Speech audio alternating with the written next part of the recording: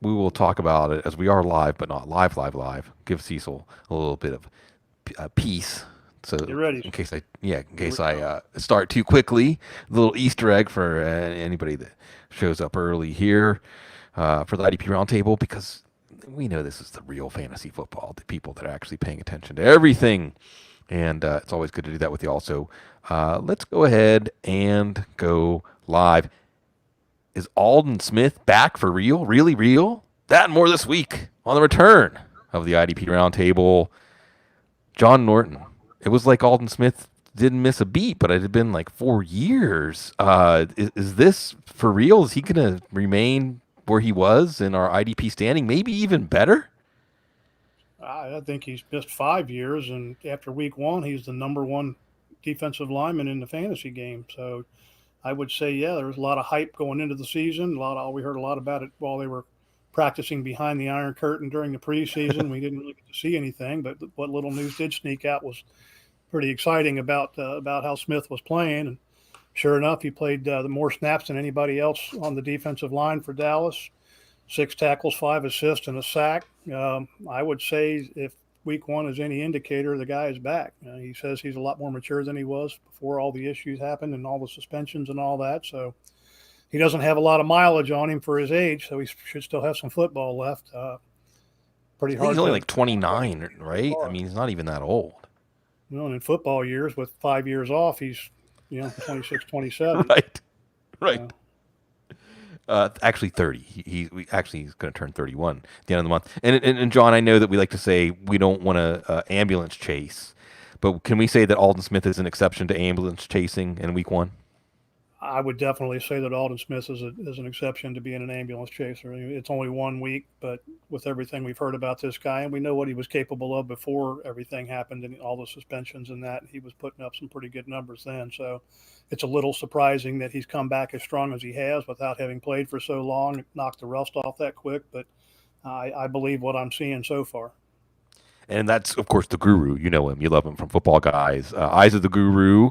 And it's a very special edition this week because there's a lot. As he said, we didn't get to see these developments, these changes coming. Matt Schauf, Schaufds, the man, back with us. Happy to have him back with us for another year. And Matt, we did see Marcus Maye being the man in the back of the Jets secondary coming because they traded Jamal Adams to Seattle. Maybe we didn't see him racking up stats. Is it as simple as, he's not the player that Jamal Adams is, but he is going to get a big opportunity. He's atop a lot of lists at not just safety, IDPs in general in your big play leagues. What do we think of Marcus Maye going forward? Wasn't it just like a year ago that he was the guy that the Jets were trying to trade? Yeah. Couldn't find any suitors. One of the guys. Right. There's somebody he didn't want anymore. And I mean, I think in the spring there were people like, well, how long is it going to take Ashton Davis to take over for Marcus Maye? But during camp, we heard Greg Williams say that they were going to have Marcus Maye play Jamal Adams' role. And I think that's the key, along with the defense in front of him. So Marcus Maye had the huge week against Buffalo, 10 tackles, 2 sacks, 2 pass breakups, 1 forced fumble. It's a nice matchup. It's an upside matchup against Buffalo, which is, they scored a lot of points, but they also have turnover propensities. So again, I think the role filling in with in the spot that allowed Jamal Adams, helped Jamal Adams because he's a much better player than Marcus Maye, but helped Jamal Adams put up these big numbers. It's going to include more pass rushing than most safety roles do. And he plays behind an awful set of linebackers. I mean, right. CJ Blake Mosley Cashman's already hurt. Right. CJ Mosley's opted out.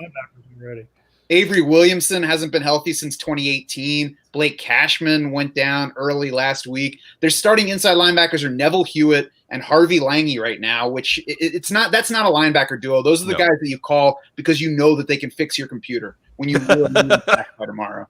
So I think that's going to help Marcus Maye. And anybody who asks me this week, should I take a shot on Marcus Maye? I say, yeah. I don't know for sure that he's going to be a top 10 DB by the end of the year, but he's set up to deliver if they're going to keep him doing the same things. He's going to be at the back of this defense all season.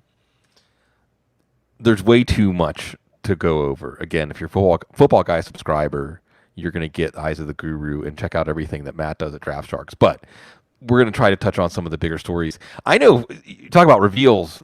John. I was very interested in two big reveals week one.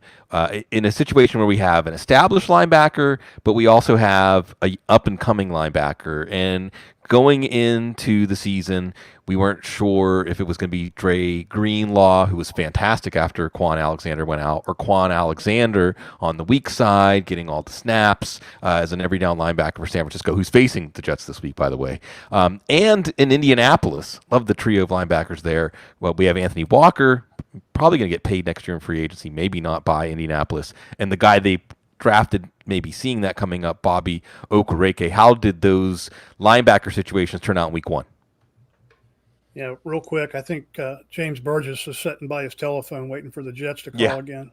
Call me back. And they picked up Alec Ogletree, who's on their taxi squad right now. Oh, wow. So that's a possibility, too.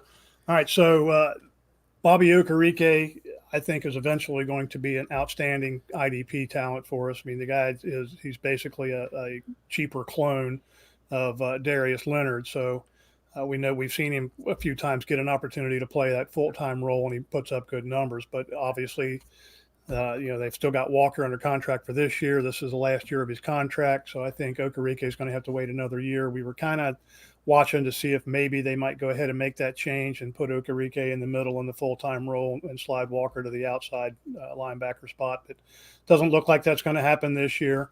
Walker is a good, solid linebacker. He doesn't have the upside or the big play potential that Okereke brings to the field, but he does have the experience. So I don't see we're going to see any immediate changes on that end of it. Okereke, if you're in a dynasty league, make sure you hang on to him, stick him on your taxi squad. If somebody cuts him, pick him up towards the end of the year because he's going to be something in the future. Quan Alexander role, we heard several weeks ago that Alexander was working as the starting weak side linebacker. He's completely back from the injuries. Everything seems to be good with him for the first time in a few years. And we got some confirmation week one. He played every snap at the weak side spot. His counterpart there wound up moving over to the strong side, had pretty decent numbers, 3 tackles on, I think, 30 snaps or something like that. So, Greenlaw's still going to be productive if he gets an opportunity to play. And if you've got Greenlaw on your roster now, you got to make a decision whether it's worth hanging on to him just in case either Alexander or Fred Warner gets hurt, or if you want to go ahead and move on and grab somebody that can help you now. The potential's there, but it doesn't look like he's going to get an opportunity short of an injury. Lots of opportunity in the Rams defense, Matt. And maybe we underrated them watching them against Dallas. Aaron Donald against Nate Herbig, I think. Someone named Nate Herbig on the Eagles line this week. So Aaron Donald's going to be fun to watch. But behind Aaron Donald, there are a lot of jobs up for grabs and a lot of big reveals. First and foremost, I would have said a month ago, if you have Taylor Rapp, he might be one of the top 5 tacklers among safeties, especially because of the instability at linebacker in front of him. We got some answers about linebacker. We got some answers about safety, but not ones you wanted if you have Taylor Rapp. Yeah, I'm interested, too, to see if Aaron Donald sets up Eagles offensive lineman like a Rube Goldberg thing, like he did last week. It was one of the best highlights of the week. It absolutely was.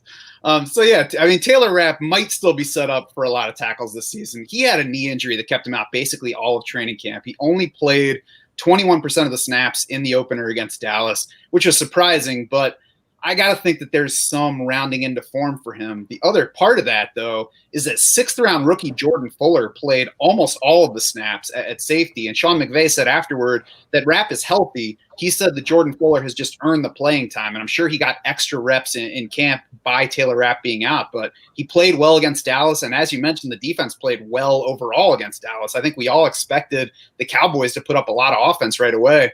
And the Rams didn't let them really get fully going. So it was Jordan Fuller full-time next to John Johnson. It sounds like the Rams wanted to stay that way. And I think there's room for all 3 safeties if Taylor Rapp does play more as he gets healthier. Last year, Wade Phillips had a plan that was like a safety linebacker hybrid for Taylor Rapp.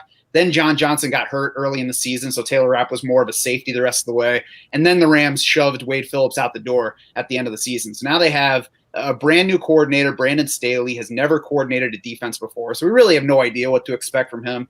A good debut, but we'll have to see how the Taylor Rapp situation develops for him. The other reason that there's more room, though, is because their linebacker core is not very good. I mean, Micah Kiser is the only guy that I actually heard them talk about positively by name in any of the things that I read from Rams coaches. And he was the full-time inside linebacker in week 1. Kenny Young was the other starter. He only played about half the time. So I don't think that we should expect any more than that from Kenny Young going forward. And I'll be very curious to see how quickly Taylor Rapp's playing time increases and how much it increases, because early last season he was also only about 75%. And if he sticks in that range, then we might not be playing Taylor Rapp as much as we expected to. Got a question from the chat room. I'll give this one to you, John.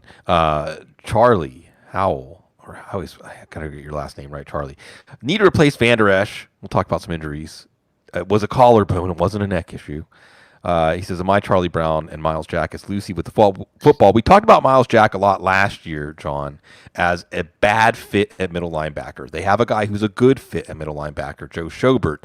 Miles Jack back on the weak side, making things happen. One of the biggest plays of the game for this upstart Jacksonville Jaguars defense. Are we leaving him plugged in our lineup week 2, or is this maybe some ambulance chasing? Yeah, you've known me for a long time, and as long as you've known me, I've never been a Miles Jack fan. And maybe that's because of the situation they put him in, where he was kind of a round peg in a square hole at times. Maybe it's just that I don't know if he's just not as physical as I would like him to be, but it seems like no matter what they've done with him in the past, he hasn't quite been able to get the job done in the box scores for us on a consistent basis. He's had some good games. He had a great game in week 1. Looked like a different player. If I didn't know what I know from the last 3 or 4 years, I would be jumping all over the guy with what he did. So I'm not sure exactly what to think there. I mean, I'm trying to keep an open mind. There's a lot of history there that suggests that maybe it is a mirage, but I'm willing to take a look and see what's going on. If you've lost Van Der Esch and Jack is one of those guys that's out there, unless there's somebody really jumps out that is going to be better, he's probably as good a shot as anybody as a pickup. We know Jacksonville's defense is not going to be all that great. They played better offensively than we thought, so the team as a whole might be a little bit better than we were expecting after they got rid of so many guys. But there's going to be plenty of opportunity. There's going to be more than enough opportunity to go around between Jack and Schobert. I think it's going to be one of those situations where we see Schobert probably have the better day the majority of the time, but Jack is probably going to have 5 or 6 games on over the year that he puts up the better numbers of the two. It's a good move if you're not, unless there's somebody out there that is going to be better. Matt, you want to add anything on the Miles Jack week 1? Yeah, I say jump. He's athletic. He's got enough ability to at least stay on the field, and he is moving to the weak side now, so he should be better set up to put up numbers. We've seen plenty of times where 2 Jacksonville linebackers can produce simultaneously, and I think we're going to get plenty of reps for that Jacksonville defense. I don't think that the rest of the season is going to go the way that week 1 did for them, where they're just as efficient on both sides as they were against the Colts. So I would go ahead and take a shot on Miles Jack. Maybe 2 or 3 weeks from now, it looks like a mistake, and then we just move on to a different flavor. Yeah, Tennessee this week. That might be the best place for him too. I mean, we've seen him on the strong side. We've seen him in the middle. We know those aren't really good for him. He hasn't really played a whole lot of weak side, so maybe that's the answer. It will take advantage of his speed and athleticism a lot more. Mm-hmm. It's fun. Maybe 2-0 Jacksonville Jaguars leading the division. I don't know. It's a fun story though. John, not a fun. Anything can happen. Yeah, it's true. Well, I'm just glad for the Jacksonville fans, as long as they were social distancing, that they got to be in the stadium. The only fans got to be in the stadium and got to see that game. The fans in Cincinnati weren't there, John, your Bengals. And offensive pass interference calls at the end of these games, I don't like it. So the Bengals fans missed out on what should have been Joe Burrow's first of many stirring fourth quarter comebacks. But also, it was not a happy ending if you were counting on a Bengals linebacker to dominate snaps here. We were wondering how this situation with all these linebackers, including 2 rookies, was going to turn out. And are we still going to be wondering week to week? We're still going to be wondering week to week. And Jermaine Pratt put up good numbers. Josh Bynes put up decent numbers. But the snap count suggests that that's not necessarily going to continue to be the case on a week in and week out basis. Pratt played 54 out of 74 snaps. Bynes played 53. Logan Wilson, who we expect to eventually take over the middle linebacker spot on a relatively full-time basis got 30 snaps. Akeem Gaither-Davis got 20 snaps. They were moving guys in, and there really wasn't any rhyme or reason to the substitutions. At first, it looked like Wilson was getting calls in the dime packages, and I think he was getting the dime calls. But then they had him and Gaither Davis on the field together in a nickel package, where 2 or 3 series earlier they had Pratt and Bynes in that same situation. So I'm not sure what they're doing every third series or how they're doing the rotation on that, but they are trying to get their young guys on the field. They're trying to get Wilson and Gaither Davis some playing time. And this is going to be a ongoing situation throughout the course of the season. I think Pratt's going to probably end up being a decent start for us on most weeks. Bynes is the one that he's in there now because of his veteran leadership and experience, but I think he will probably eventually be phased out in favor of Wilson. I just don't know that anybody's going to be on the field close to 90 to 100% of the time for a while here. We'll have to see what the future brings. Matt, a little clearer picture with the Washington football team, linebackers in a similar situation where we didn't really know how they were going to be used going into the season? Yeah, some clarity coming.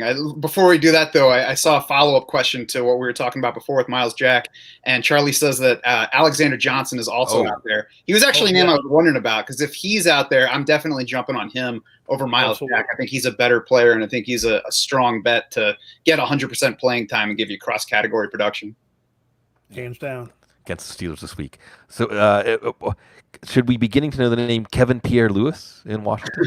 Yeah, so I think Washington is trying to figure out its linebacker situation by throwing a whole lot of names out on the field to make it sound like they have more guys coming after you than they really do. It was John Bostic, Kevin Pierre-Louis, Sean Dion Hamilton listed as the starters this week. Bostic and Pierre-Louis played the full game, 100% for Bostic, 99% for Pierre-Louis.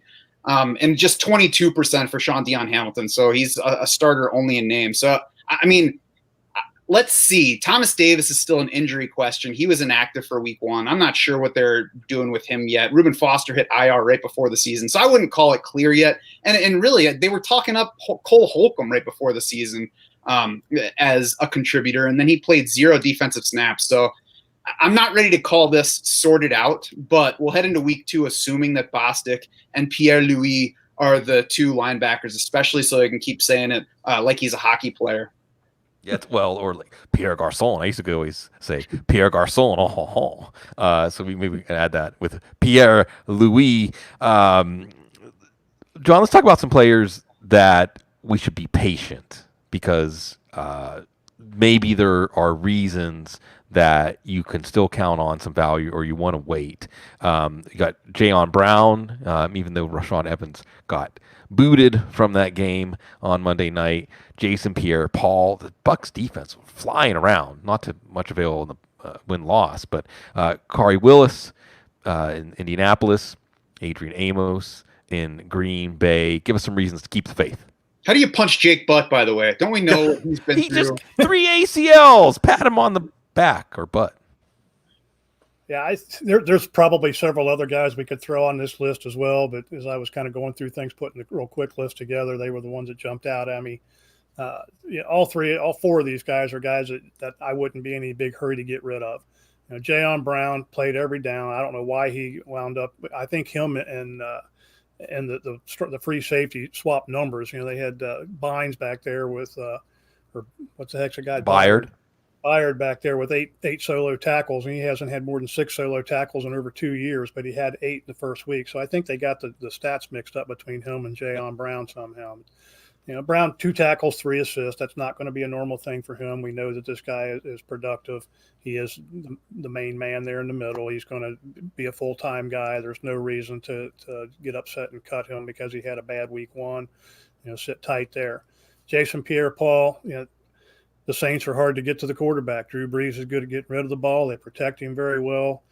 Pierre-Paul didn't play poorly on the field. He just didn't get to the quarterback and didn't have a great stat line. He's going to have a lot of good games. He may have a bad one here and there along the line like every other defensive lineman, but don't get too crazy there. Kari Willis is a guy we were watching all summer long trying to determine if he was actually going to be the starter at strong safety or not. They added some guys. They drafted some guys. Come out, he played every snap of the game. didn't have big numbers from the tackle columns. He kind of saved any fantasy owners that may have happened to start him with a sack late in the game. So his overall numbers were okay, but the guy played every down on a defense that is very generous with giving up stats from the stat keepers. Those guys make a lot of tackles. They get credited with a lot of assists. I wouldn't be in any big hurry to cut him. You may want to bench him for a week just to see if he comes around for sure. But I think he's going to be there for us for most of the season, if not all season.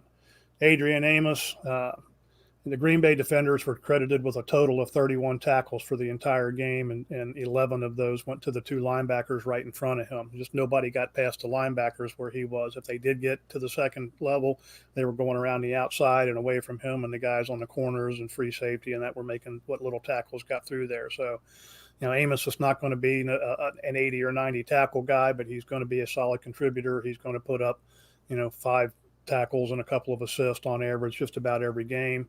And, he's going to be somebody that we want to hang on to unless you're particularly deep or there's somebody crazy out there to pick up like maybe Marcus Maye. Then you might want to dump Amos. But other than that, sit tight. He'll be fine. We had a rough summer for these rookie safeties. There was a lot of rookie safeties I was excited to see. Grant Delpit goes down. Xavier McKinney goes down. Still excited to see Kyle Duggar, but Patriots, Bill Belichick not going to use him. Matt, what about Jeremy Chinn? I mean, this was a Panthers defense that was going to spend a lot of time on the field, which meant Jeremy Chinn, who they seemed to be excited about, was going to have a big opportunity. What do we think about the way he was used in week 1? We love it. Jeremy Chinn's getting what Isaiah Simmons should be getting in Arizona. I mean, Matt Rule right before the season said, Jeremy Chinn, if we started the season today, Jeremy Chinn would be in the starting lineup. I don't know where yet, but he's going to start somewhere. And that was kind of what happened. Full playing time in the first game, along with Justin Burris and Trey Boston, the starting safeties, also getting full playing time. For Chinn, it was 63 snaps. According to Pro Football Focus, he spent 34 of those in the box, 11 of them at slot corner and 18 at deep safety. So that's strong safety type usage and all over the field type of stuff for a second round rookie. It's exactly what we're hoping for. He had a solid day. I mean, it was nothing spectacular in his numbers, but I believe he had 8 total tackles, 7 of those solo. So it was exactly how we were hoping things would start for Jeremy Chinn. I headed into the season with him right around the top 10 in my projections, and I don't see any reason to change that right now. Rookies making impact, John. The rookie corners, and I have Richard Sherman on a few of my teams, so I'm looking for somebody right away. There's too many to name, but who stands out in a week 1 that saw a lot of rookies spending a lot of time on the field at cornerback? Yeah, I think this is the year of the rookie corner. I can't remember ever seeing so many rookie corners start in week 1 or play a significant amount of time in week 1. Cameron Dantzler, L'Jarius Sneed, C.J. Henderson, John Reed, Trayvon Diggs, Jalen Johnson, Troy Pride, A.J. Terrell. Those are the guys that I think all have an opportunity and showed enough following the rookie corner rule with so many targets being thrown their direction that they could, any of those guys or all of those guys could possibly step up and be decent starters if you're in a corner required league. John Reed played in the nickel. But I don't think it'll be too long before he earns a starting job somewhere. This guy was just flying everywhere, all over the field, making tackles. Like, he looked like he was playing a strong safety or even a spy at times on whoever had the ball. And he seemed like he was always in the picture. He was always either in on the tackle or standing right over it when it happened. Was pretty impressed with what I saw. C.J. Henderson, you remember the big knock on him coming out of college was that he was afraid to tackle, and he tried to tell everybody he was not called on to tackle, and his college coach confirmed that he was never asked to tackle. And turns out the guy's not afraid to tackle. He had 5 tackles in his first game, a couple of pass defended. He had an interception, pretty good first outing. There's nothing that I saw that leads me to believe he's afraid to put his shoulder down and hit somebody. So any of these guys, if you're in a situation where you are hurting for a corner and there's nobody out there that's an obvious pickup, look at these guys. Jalen Johnson had a good game. Troy Pride had a decent game. You have an injury to Jackson there. He was already starting opposite Jackson, but now he's probably going to be the focal point of what's really a poor secondary to begin with on the outside. So, A.J. Terrell had 5 tackles in the first game. So, any of these guys are worth a shot if you're in a corner required league and you need somebody to throw out there. You're not probably going to get a lot of big plays out of them, but they're going to be targeted often. They're going to have a lot of opportunity to make tackles. So you probably will have some unusual consistency from corners that we don't get very often. Brian Baldinger said that Henderson was the most impressive defensive rookie that he watched in week one. I take Baldy, he puts the film in and he loves it. He loves breaking down the film. And Javon Kinlaw, too, by the way, getting a lot of rave reviews in week one among the rookies. It's not a rookie, but somebody changing gears real quick because we've got just a few minutes left here in the week 2 IDP Roundtable. Again, you're here. You're listening. Either you just really love the Audible and you're going to listen to every single episode, or you play IDP Fantasy Football. It's the best fantasy football. You've had your eyes opened. You've seen the light. You want everything on both sides of the ball to be meaningful. And sometimes, Matt, it happens a little bit on the offensive side of the ball, more often on the IDP side. You can get away with some stuff with position eligibility. Logan Ryan, cornerback, but he wants to be thought of as a safety. Took a long time, but he finally was reunited with Joe Judge, and we thought, okay, Logan Ryan, this is a hack for you. You can play him at cornerback. You're going to get somebody who's probably going to play that Xavier McKinney role. What did we think of him in his debut as a Giant against the Steelers? Played 59% of the time, which is decent for having joined the team late in training camp. So you got to expect that more is going to be coming. And he only played 8 of his 38 snaps at cornerback. The rest of them were split between deep and box safety spots. So Logan Ryan basically was a safety in that game. And even if Xavier McKinney comes back, there's room for a third safety, room for him to play slot corner, especially in that secondary, which is probably going to have a rough season. So I would certainly go after Logan Ryan if I have a cornerback need. Another name that's not a rookie that I bring up, and we talked about the Rams earlier, but Troy Hill is a starting corner for them and was sliding into the slot in week 1 as their third corner. I was surprised to not see Troy Hill drafted more often in the deeper IDP leagues that I drafted this year. He was lingering until late in drafts for me, and I think Troy Hill is going to be a strong source for consistent tackle production this year, especially across from Jalen Ramsey and playing the slot. I want to bring up one name again.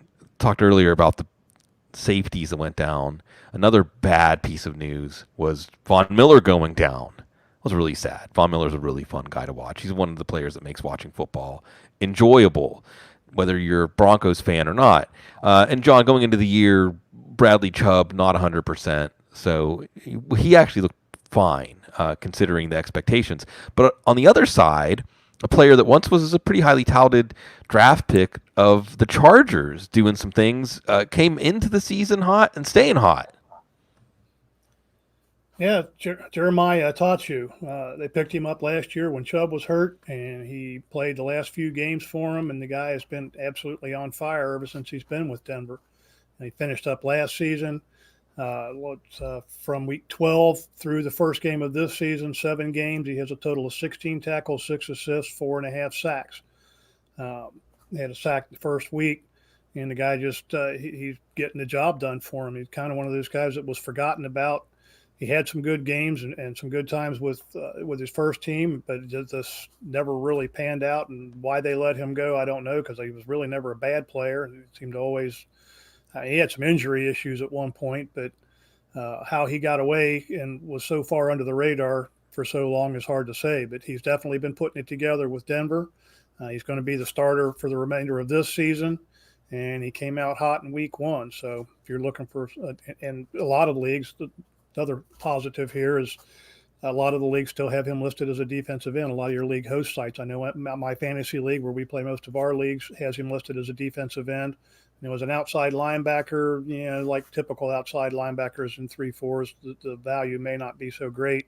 But if you can pick him up and start him as a defensive end, you might have a steal. And I hope that he's not mad at me for doing this.